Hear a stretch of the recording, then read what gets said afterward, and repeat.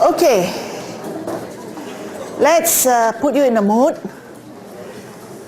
Before you can graduate from this course, you need to give me some answers to these questions. Oh, watchdog, not bad, huh? What dog keeps the best time? I think this guy qualifies to be in primary 1. Yes, correct. Okay. Because this actually is a primary 1 book, so you should be able to know the answer. Huh? So the first one you got right, very good. Next one. Why does a hen lay eggs? Primary 1 knows the answer, so you better know as well. Somebody there? You knew the first answer? If you find it very difficult, that means you are too old already. All right. Okay, the answer is because if she let them drop, they would break. You ask any primary children, they will know. All right. Okay. Okay, next one. What makes more noise than a cat stuck in a tree? What, a bird? Not really. Any other tries? A dog stuck in a tree, not bad, except that I don't think dogs know how to climb up. Yes, correct. Wow, this one, this one. Yeah, you see, you got to think like the primary children, you know. Then you get it right. Okay, 2 cats stuck in a tree. So you are in the right class. Okay, teaching in primary school is just your cup of tea. What about this one? What kind of animal has a head like a cat and a tail like a cat, but is not a cat? Cat woman, no. Think carefully, think carefully. This is a very philosophical question. If you get this, you will graduate from. Fish, no. Head like a cat, tail like a cat, but it's not a cat. Tomcat, no. Toy cat. No. I heard an answer there. What? I heard one person said something. It starts with a K. Kitten, yes. Ah, very good.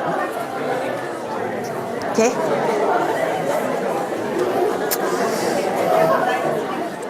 Now, if you want to teach primary school, you need to know the answers. Okay?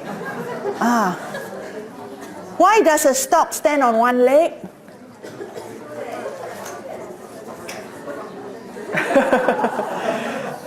Okay? Because if he took 2 legs off the ground, he would fall down.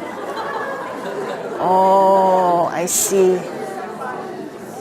Remember last week I told you that it's important to read books to children?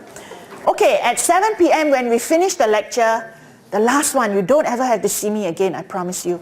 What is the last thing you take off when you go to bed? Tonight. Yes, that's right. You take your feet off the floor. That's right. Okay, very good. I was afraid you will give me an answer that I have to censor.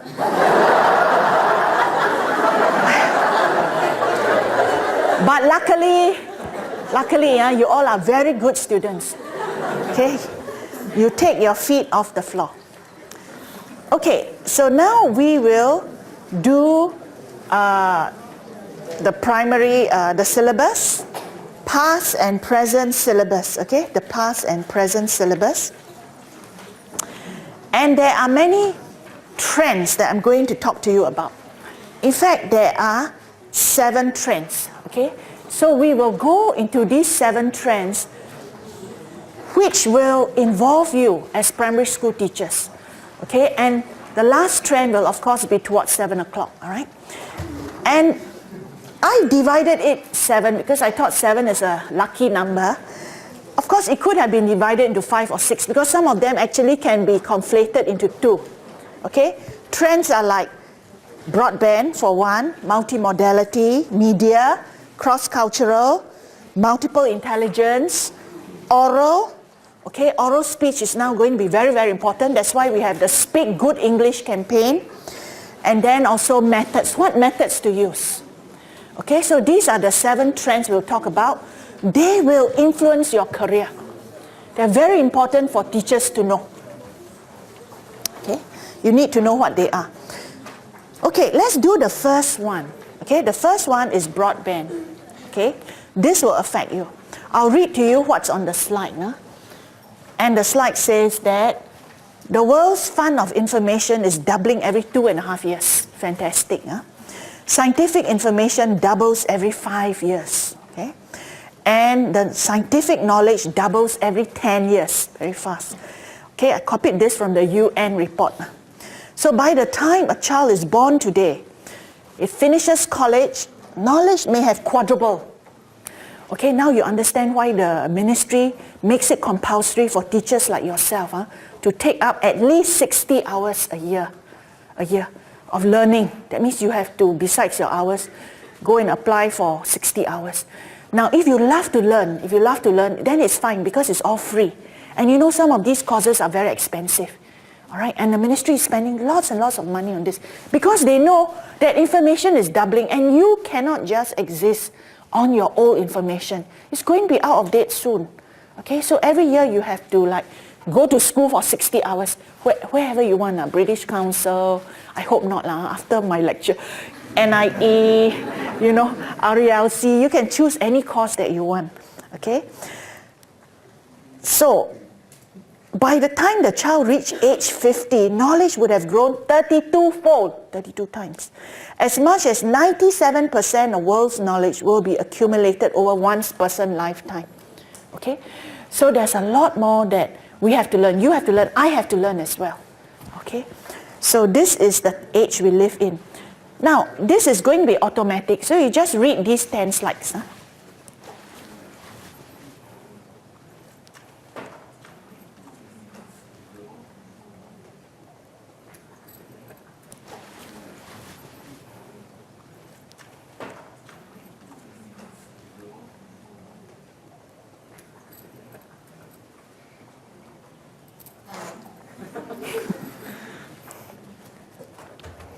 Now you got another quiz here. Name this country. See whether you know or not.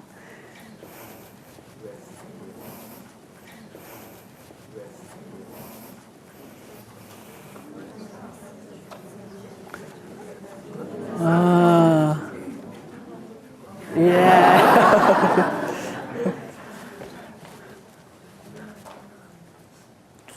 There's still hope for some of you, huh?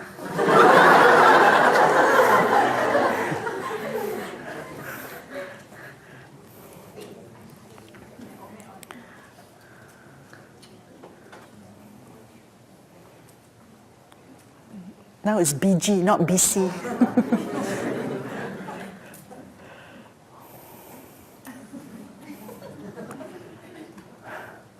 Okay, it is the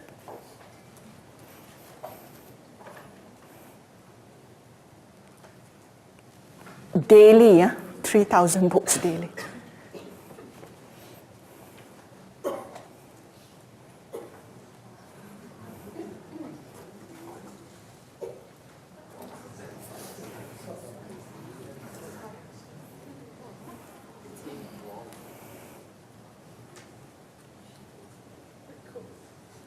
Okay, now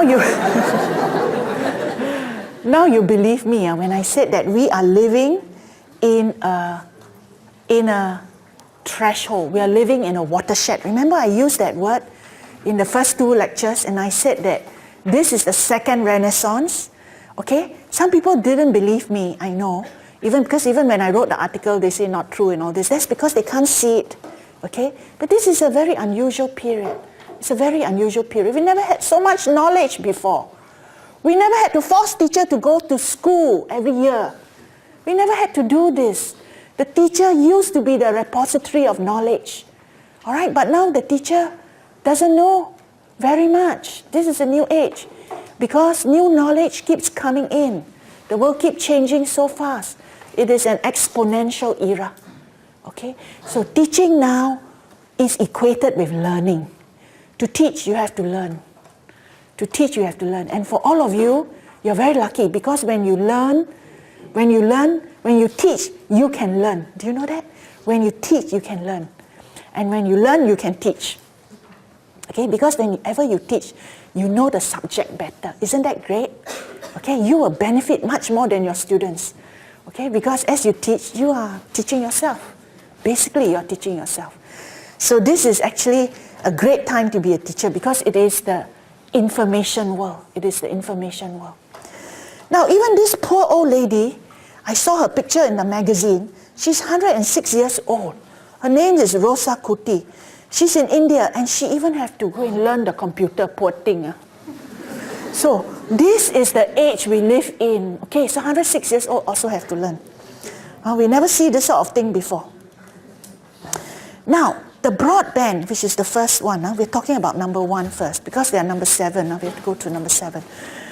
These are the social implications of the internet. Okay, the internet is with us. The world will never be the same again.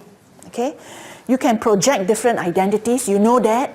Okay, you can pretend to be a different gender, a different nationality, a different race, a different age. Okay, anything, you can do anything you want. So this is it's a brave new world. It's a brave new world. Okay, and it is a world where imagination is going to be more important than knowledge. Okay, because we can hardly imagine what's going to happen. Okay, and these slides that I'm going to show you is going to be out of date in another 2 years. We have to change these slides. There will be freedom from face-to-face tyrannies. Okay, all this. All right, so you will make friends with people. As I say, the internet will conceal all these things. The internet will conceal your gender, your color, your interactional style, your accent, your clothing, etc., etc. You can choose whatever photograph you want to put up. And there will be lots of cutting and pasting. So as teachers, you will have to teach this skill, cutting and pasting. Click, click, click, cut, paste, etc., etc. You will have to teach literacy that looks like this. Never before in the history of humankind have we ever seen a page that looked like this. All right? For about 1,000 years, of English, the pages was just from top to bottom, left to right. It was just words, right? It was just words. You saw the manuscripts and all this. But now, we got these icons. We got to know how to read this sign. We got to know how to read these bullet points. We got to know how to read these pictures. You see, we never had this kind of page before where people need to learn to read many, many things on the page, all at the same time.